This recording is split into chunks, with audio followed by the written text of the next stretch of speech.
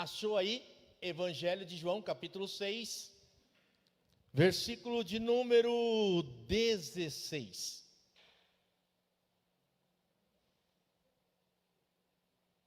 Vamos meditar, fazer uma dobradinha, eu e a bispa. Ela falou, né? Não vai dar tempo, né?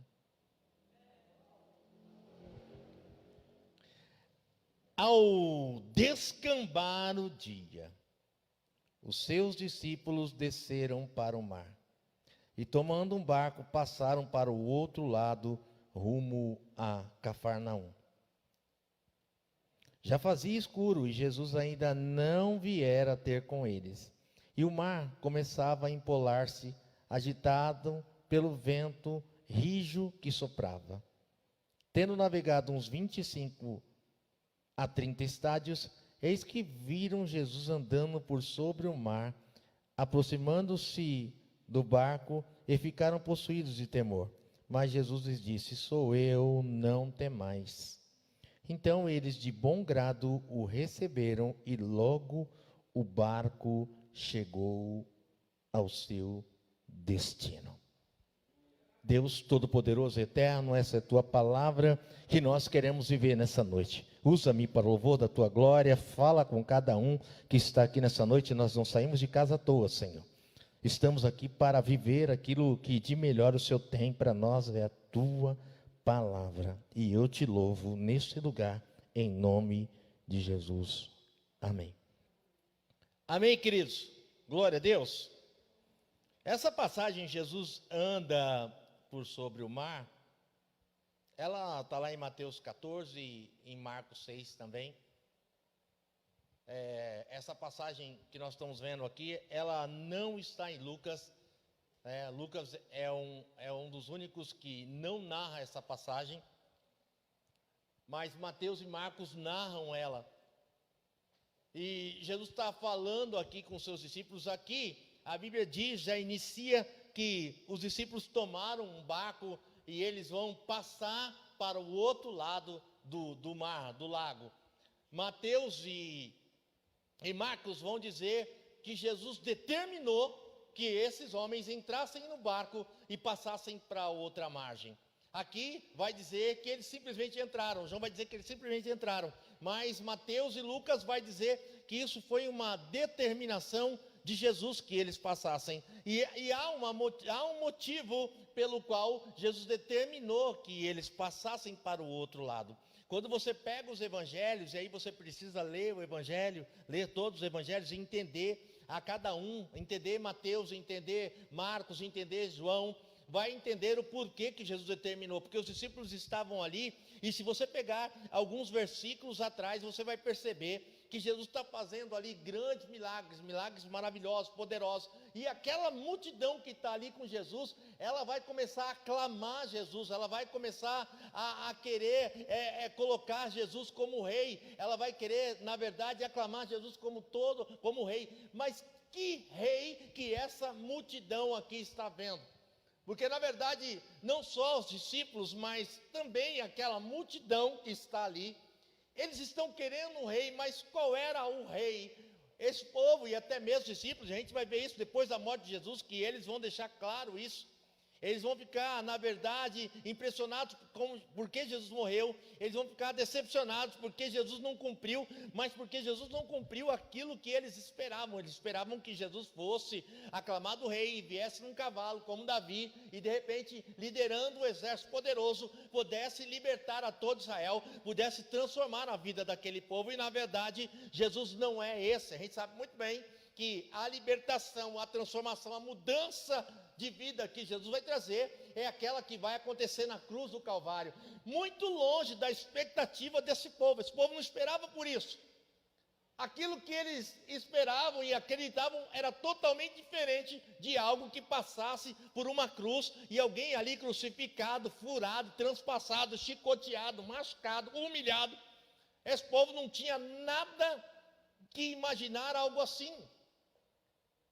E eles estão totalmente errados. E quando eles começam aqui a ver Jesus fazendo grandes milagres, rapidinho, o povo começa a se inflamar e eles vão dizer assim: olha, vamos declarar Ele como rei, vamos declarar Jesus como rei de toda a terra. E Jesus sabia muito bem que isso não poderia acontecer. Na verdade, quando Jesus vai falar lá em Mateus, vai falar lá em Marcos para os discípulos: olha, entrem no barco e vão para o outro lado. Jesus está dando um grande livramento para os discípulos, porque Jesus sabia que isso não poderia acontecer, porque se Jesus fosse aclamado rei aqui, tudo aquilo que estava preparado para ele, na verdade, seria antecipado. Porque se Jesus fosse declarado rei, quem era o rei? Herodes. Quem estava no trono? Herodes. E quando Herodes soubesse que Jesus foi aclamado rei, a primeira coisa que Herodes ia tentar fazer era o quê? Era matar Jesus, porque o rei era ele. E aí tudo aquilo que estava preparado por Deus, é por isso que muitas vezes, irmão, a gente quer antecipar aquilo que Deus tem para nós, mas o maior erro é quando a gente tenta dar um jeitinho, quando a gente tenta antecipar aquilo que Deus já preparou. O que Deus tem para mim e para você está tudo preparado, e ele vai acontecer no tempo certo e na hora certa. Não procure abreviar, não procure antecipar, não fique, meus irmãos, demasiadamente. A gente muitas vezes quer antecipar as coisas, a ansiedade toma conta do nosso coração, e a gente quer antecipar tudo aquilo que Deus tem, mas Deus vai cumprir na minha e na tua vida as coisas no momento certo, na hora certa e no tempo certo. E aí quando Jesus vê essa situação, ele vai dizer assim: olha, entrem para o barco e vão para outra margem. Jesus está poupando eles. E a Bíblia diz que enquanto Jesus faz isso, Jesus vai subir para o monte para orar. Jesus vai subir ao monte porque agora ele vai orar. Mas sabe o que me chama a atenção nessa passagem toda aqui? Eu quero compartilhar com vocês nessa noite. É que Jesus está ali, a Bíblia diz que tem uma grande multidão, ele está curando, transformando, mudando a história da vida. É coisa tremenda, é coisa maravilhosa, tudo aquilo que Jesus está fazendo, grandes coisas estão acontecendo. Mas olha, eu quero que você pegue a sua Bíblia e vá comigo lá no Evangelho de Marcos. Abra aí no Evangelho de Marcos. Marcos é no capítulo 6 mesmo, para você achar.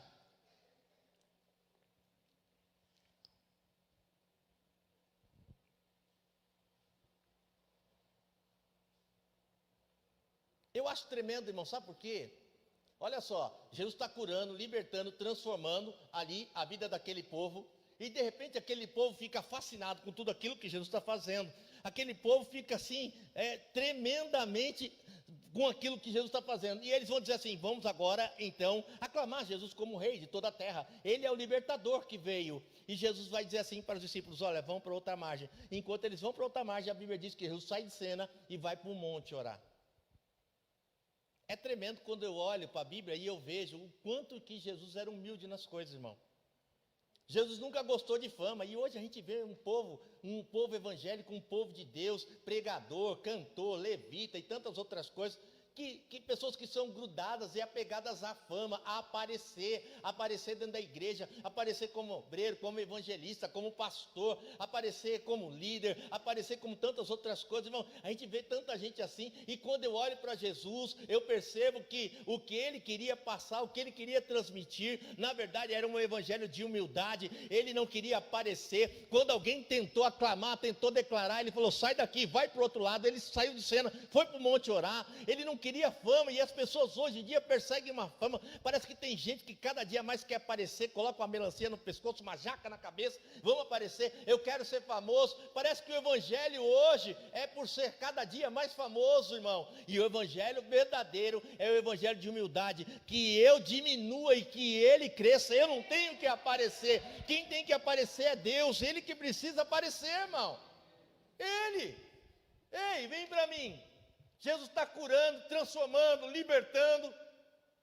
Mas você achou aí Marcos 6? Quando eu olho para o capítulo 6, eu vejo aqui, no versículo 14, alguns aí tem um tema, não tem? Qual é o tema do versículo 14? A morte de João Batista, a partir do versículo 14. Não é isso? É. João Batista, aquele, lembra? Que teve a sua cabeça cortada. Aquele que a cabeça foi levada numa bandeja. Mas vem para mim, presta atenção numa coisa: quem era João Batista? Primo de Jesus, alguém que Jesus amava. João Batista foi aquele que Jesus foi até lá para ser batizado por ele. Aquele a qual olhou para Jesus e disse assim: eu não sou digno nem de desatar suas sandálias.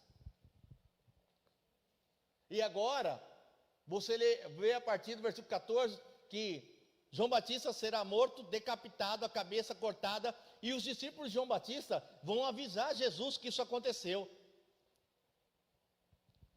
Jesus agora está sabendo que João Batista morreu. O primo é da família, é do lado. Mas sabe uma coisa que eu percebo aqui? É que mesmo com uma situação como essa, Jesus vivendo isso, ele não largou o evangelho, ele não deixou o evangelho, ele continua curando, libertando, transformando, ele continua na presença de Deus, ele continua glorificando a Deus, ele continua exaltando a Deus, ele continua transmitindo a Deus. Irmão, não importa o que você viva, o que você passe, não deixe Deus por nada, não desista de Deus por nada, não esqueça de Deus por nada. Sabe, irmão, hoje em dia nós estamos vivendo um tempo de um evangelho de mimimi. As pessoas deixam Deus por qualquer coisa, abandonam Deus por coisas simples. O primo dele morreu, ele não teve nem tempo de velar, de chorar, ele está fazendo a obra. Sabe, eu louvo a Deus, porque eu estou vendo a Gabi e a Tânia aqui, glória a Deus. Eu sei que não é fácil, eu sei que não é simples, sabe, irmãos, é difícil. Eu me lembro quando, há 10 anos atrás, quando eu fui até ali no velório e eu tive que enterrar meu pai, e à noite tinha culto. Eu falei, oh meu Deus do céu, bora, glória a Deus, aleluia. Não é fácil não. Sabe, nesses dias do meu ministério, eu vivi 2 cultos bastante difíceis. Foi esse, do dia que eu tive que vir fazer o culto, e o outro foi o ano passado, quando eu tive que vir para o culto, naquele domingo fatídico, que tinha saído o resultado daquela abençoada eleição. Falei, meu Deus, eu vou para o culto, mas não é por mim não, eu vou para o culto para consolar as outras pessoas. Quando eu desci do carro ali, eu lembro que eu olhei para aquela porta, tinha uma meia dúzia de pessoas ali na porta, parecia que estava acontecendo um velório aqui dentro, as pessoas tudo tristes, decepcionadas pelo que tinha acontecido. E eu tendo que consolar um monte de gente, não fica assim não, isso acontece. Sabe, irmão, foi um culto muito difícil para mim, nesses meus anos de ministério, esses 2 cultos foram os cultos mais difíceis para mim para fazer. E Jesus aqui, sabe, ele recebeu a notícia que o seu primo, alguém bem próximo, já não está mais, já não existe mais, e aí mesmo assim ele continua fazendo, e às vezes a gente, por tão pouco, por tão simples, por uma dor, uma cutícula, coisa parecida, porque alguém não me deu a mão, porque o irmão não olhou para o lado, porque ele não me abraçou, porque de repente ele passou por mim, parece que ele fingiu que ele não me viu, mas ele não me viu, de repente eu já não venho mais, eu já abandono Cristo, eu já deixo Deus por tanta besteira. Irmão, está na hora da gente amadurecer, de crescer e ser mais grande na presença do Senhor. Está na hora da gente ser mais maduro na presença de Deus, e não pode ser qualquer coisa, qualquer detalhe que vai nos fazer parar, que vai nos impedir de fazer a grande obra que Deus tem para a nossa vida. Não pode ser, não pode ser. Sabe, a gente tem visto aí as pessoas que abandonam as igrejas. Você pergunta, por que você deixou? Eu não estou falando igreja como igreja de 4 paredes, a igreja de Cristo. E muitas vezes a resposta que você tem são coisas tão supérfluas, coisas tão sem noção, mas as pessoas acabam deixando. E Jesus aqui dá um exemplo tão grande para nós. Aconteceu algo que abalou as estruturas, com certeza. Se você vê que Jesus chorou quando Lázaro morreu, você acha que ele não chorou quando João, seu primo, morreu? Mas mesmo assim, ele não deixou de fazer a obra que estava nas suas mãos. Olha para o irmão que está do teu lado, diga para ele, não deixa que nada impeça você de fazer a grande obra que Deus tem para você.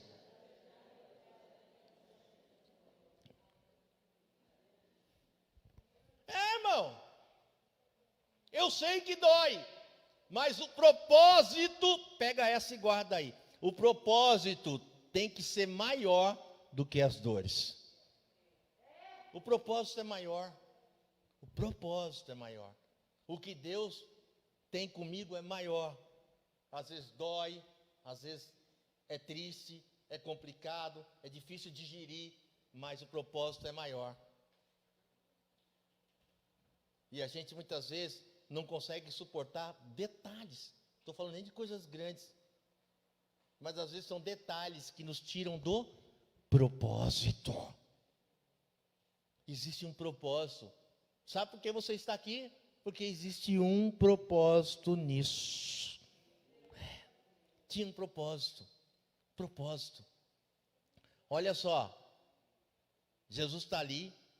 Quer ver uma coisa? Versículo 31 aqui, ó. Do capítulo 6 de Marcos. Você está aí? Tá, não tá? Olha lá. Ó. E eles lhe disse: vinde repousar um pouco à parte, num lugar deserto, porque eles não tinham tempo nem para comer, visto seres numerosos os que a ele vinham. Olha só, vem para mim, presta atenção. Isso é Bíblia, irmão. Jesus não tinha tempo nem para comer, mas ele tinha tempo para Deus na agenda dele. Olha para o irmão que está do teu lado, vê se ele tem tempo para Deus. Sim ou não? Ei, vem para mim, irmão. Eu vejo muita gente dizendo assim, ó: eu não tenho tempo para orar, bispo. Eu não tenho tempo para jejuar. Bispo, eu não tenho tempo para ir para a igreja. Bispo, eu não tenho tempo para ir na vigília. Eu não tenho tempo para ir para o monte. Irmão, se Deus não tem tempo na sua agenda, como é que você quer viver? Como é que você quer viver? Eu vejo muito crente que Deus não tem tempo na agenda dele. Olha aqui, Jesus não tinha tempo para comer, mas tinha tempo para fazer a obra. Jesus não tinha tempo para comer, mas tinha tempo para curar, para libertar, para transformar. Ele tinha esse tempo. Irmão, sabe? Não tem tempo. O que você faz do meio-dia a uma, que muitas vezes é só hora do almoço? Então, é a hora do almoço, então. Jesus deixava de almoçar para cumprir o que ele tinha que fazer. E a gente muitas vezes dá essa desculpa para Deus, que a gente não tem tempo, sabe? Ai, Senhor, o Senhor, estão aí, organizando um relógio de oração. Tem gente que não está no relógio de oração, sabe por quê? Porque falou que não tem tempo. Porque falou que não tem tempo. Obreiro que não tem tempo para orar. Aí, sabe? Se eu não tenho espaço para Deus na minha agenda, como é que eu quero viver o que Deus tem para mim? Olha para o irmão que está do teu lado e diga para ele: você tem que dar um jeito, mas Jesus tem que ter vaga na sua agenda. Dá um jeito, irmão. E aí muitas vezes a gente quer pedir algo para Deus, mas Deus não tem espaço na minha vida. Jesus deixava de comer para fazer a obra. E você tem deixado o que para fazer a obra? Não, é que eu não dá. Está faltando tempo. Como é que a gente quer viver o que Deus tem para a gente, hein, irmão?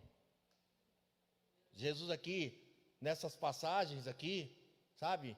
Marcos 6, João 6, ele está dando exemplo para mim e para você. Deixava de comer, sabe? Deixou, sim, João, sim. Com certeza ele se abateu, se entristeceu, mas não deixou de cumprir o propósito. E aí deixava muitas coisas, até mesmo de comer, para fazer a obra. E eu e você temos feito o quê? Jesus não gostou. Hoje você está aprendendo aqui, irmão. É culto das causas possíveis, mas Deus mudou. Sabe? Primeiro, seja humilde. Não precisa ser popular para ser de Deus. Você não precisa mostrar para ninguém que você é de Deus. Não precisa mostrar para ninguém o que Deus está fazendo na sua vida. Não é todo mundo precisa saber não. Você sabendo já está bom. Segundo, sabe? Seja assim, seja dessa forma. Não deixa que qualquer coisa te tire da presença. Qualquer detalhe. Coisas pequenas, supérfluas. Não deixa não. E abre espaço na sua agenda para Jesus. Eu vou ter que... então, vou ter que abrir mão de algumas coisas. Vai ter. Se você não consegue abrir mão de nada para Deus ter um espaço na sua vida, como é que você vai viver o que Deus tem? E aí tem crente que Deus não tem espaço na vida dele, mas ele vive pedindo para Deus, ele vive pedindo. Me dá, me dá, me dá, me dá, me dá, me dá. Lembra que Jesus falou para eles, pega o barco e vai lá para o outro lado, não é isso? É. Só que a gente sabe muito bem dessa história. Não é história aqui que eu quero que você se atenha. Mas eu quero abrir um adendo nisso, porque a Bíblia diz que eles vão andar esses 25 estádios. O lago de Genezaré, ele tem quanto? 21 quilômetros. Não é um mar. É só um mar, mas é um lago. E ele tem 21 quilômetros. De um lado ao outro. E a Bíblia diz que quando eles estão no meio, esse vento contrário vai bater. E a Bíblia diz que é na quarta vigília que isso vai acontecer. Eles vão ficar ali por 9 horas ali, tentando, lutando contra todo esse vento. Engraçado que é no meio. Por que o vento não foi no pedacinho logo quando começou? Então, remamos aí, 1 quilômetro, vai. E agora vem a tempestade, vamos voltar para a beirada. Não, se ele tem 21 e era no meio dá o quê? 11 quilômetros. Sabe quanto que é 11 quilômetros? É remada, hein? É remada. Com certeza. Remaram que só. Mas no meio que sempre é o quê? A parte mais funda. É sempre na parte mais difícil que o inimigo se levanta. Engraçado, porque a gente muitas vezes, qual é a nossa oração? Senhor, me tira dessa tempestade. Mas, só que, sabe, eu não sei qual é a tempestade que você tem passado, tem vivido, mas eu quero dizer algo para você e te frustrar nessa noite, que Deus não vai tirar você dessa tempestade. Isso Ele não faz, mas Ele pode livrar você no meio dessa tempestade.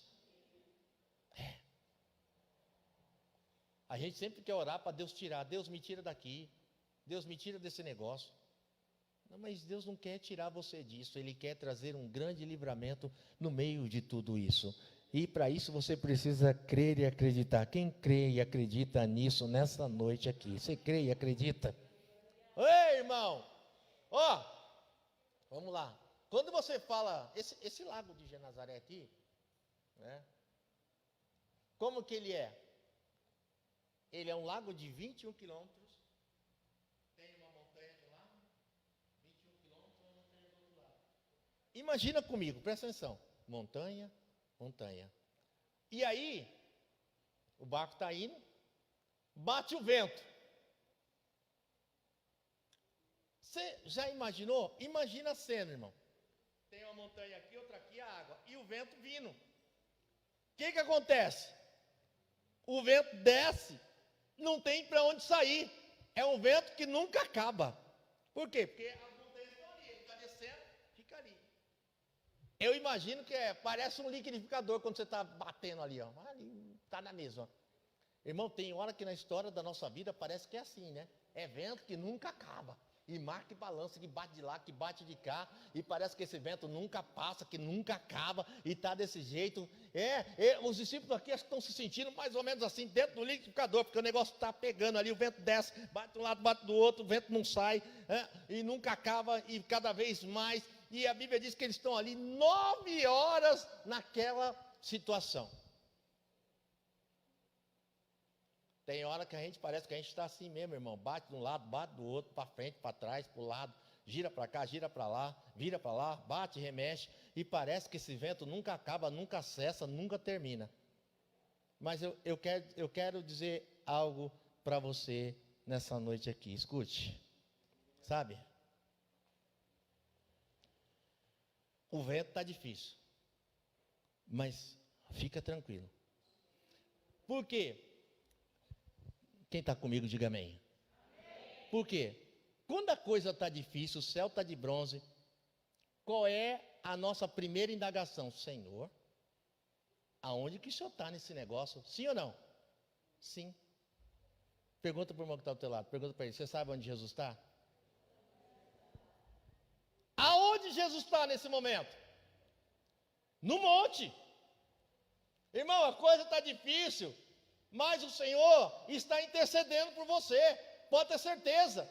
A coisa está difícil, mas o Senhor está intercedendo pela sua vida. Pode ter certeza disso, eu não tenho dúvida.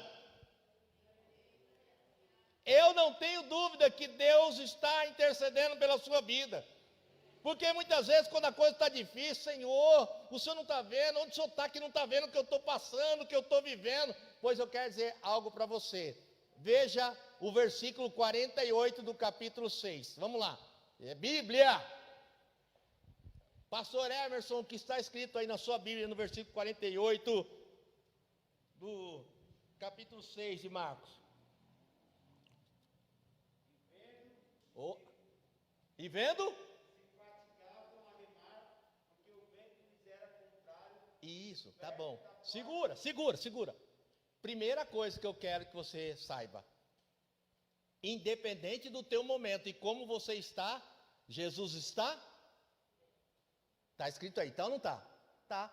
Mas ele está, o barco está ali, Jesus está lá. Irmão, você não está vendo ele talvez, mas eu quero dizer para você, pega essa palavra, ele está te vendo, ele vê a tua dificuldade, ele vê a tua adversidade, ele vê o teu problema, ele vê o momento da história da tua vida.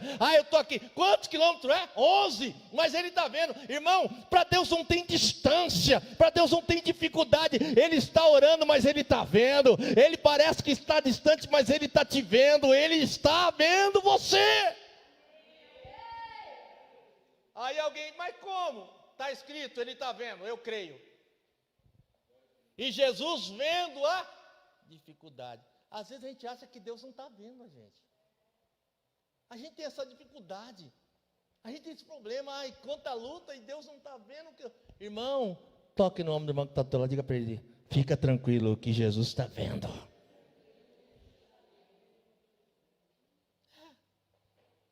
E aí? Não, ele está vendo, e cadê?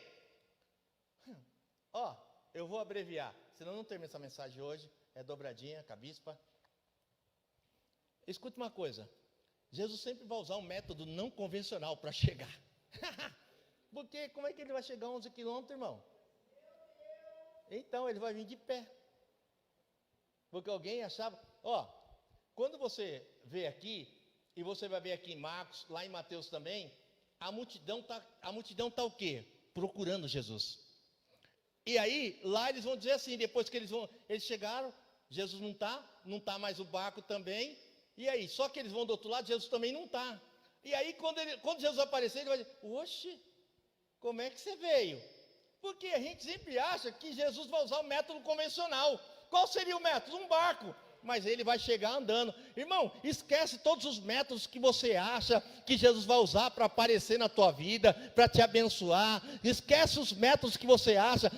Talvez num método não convencional, você está aqui dentro desse lugar, nessa igreja, nesse momento. Mas se você abrir os seus olhos espirituais, você vai ver que Jesus está chegando aí na tua vida. Você vai ver que Jesus está chegando aí na tua história. Você vai ver que Jesus está chegando no teu momento. Como, bispo? Abre os seus olhos espirituais.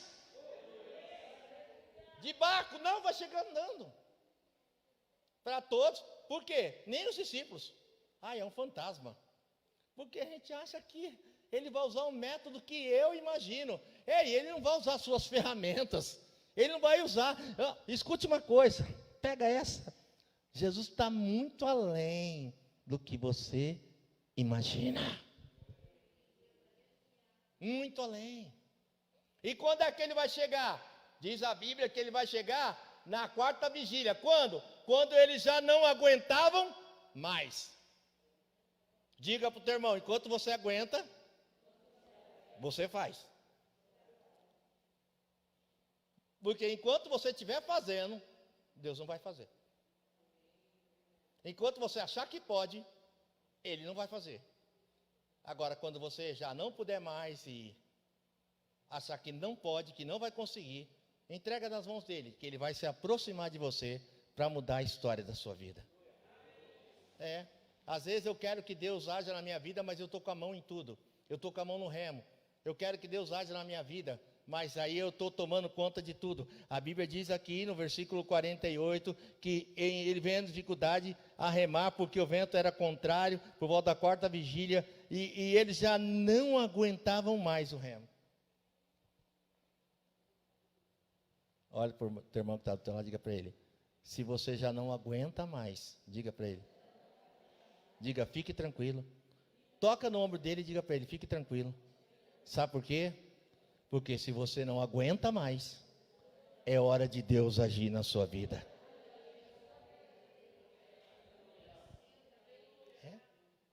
Sabe? Irmão, ele vai chegar, sabe por quê? Porque ele nunca perdeu você de vista. Por que a gente acha que, pastor Emerson, que Deus não está vendo? A gente acha que Deus está vendo a gente só quando a gente está com dinheiro no bolso, está legal, o negócio está. Não, mas quando eu estou na adversidade, o céu está de bronze, a coisa está difícil, Deus também está me vendo. Talvez eu não esteja vendo Ele, mas Ele está de olho. Sabe? Deus nunca tira os olhos de você. Quem crê, diga amém. Nunca tira os olhos. Sabe de uma coisa? Qual era o problema? Qual era o problema? Vento. Mar. Tem problemas na história da nossa vida que a gente se depara que nós não temos condição nenhuma de frear. Tenta pegar água. Não vai sobrar nada na sua mão. Tenta pegar o vento. Às vezes a gente se depara com impossibilidades na história da nossa vida que a gente não tem condições nenhuma de parar. O vento ia dar neles até não ter mais nada. E o que é pior, eles não teriam nenhuma condição, nenhuma, de vencer aquilo. Eles iam remar até se cansar, e quando se cansassem, iriam se entregar. Talvez você entrou aqui nessa noite e diga assim: bispo, eu já estou me entregando já, porque eu já tentei. Eu já tentei contra isso. Eu já tentei lutar. Eu já tentei parar. Eu já tentei tudo. Eu já tentei frear, segurar, mas... E a gente se sente impotente, incapacitado, inabilitado, mas é nessa sua impotência e incapacidade que Deus vai entrar e vai agir. Posso ouvir um amém? É aí mesmo! É agora! O que você não pode, Deus pode. Ele pode. É por isso mesmo, é porque você não pode, que Ele vai entrar. De um método não tradicional, não convencional, nada do que você imaginava, outro barquinho, não andando. Talvez, de início, você vai até se assombrar, é um fantasma. Talvez, em primeiro momento, você vai até se espantar, mas relaxa. É Deus entrando, porque Ele nunca perdeu você de vista. E Ele sempre soube do teu momento, da tua dificuldade, da tua necessidade. E por isso mesmo, sabe por quê? Porque Ele sempre esteve intercedendo por você. Sempre teve, sabe? Um Deus que não gosta de aparecer. Um Deus que não gosta de fama, humilde. Um Deus que sempre tem tempo para mim. Eu que às vezes não tenho espaço na minha agenda para Deus. Um Deus que deixa tudo por mim, porque me ama, um Deus capaz de me amar, que se entregou na cruz do Calvário, pela minha vida, um Deus que deixa tudo pela minha história, esse Deus que nunca tirou os olhos de mim, Ele vem para me salvar. Você entende isso? Quem está entendendo isso nessa noite? Então eu quero que você fique de pé.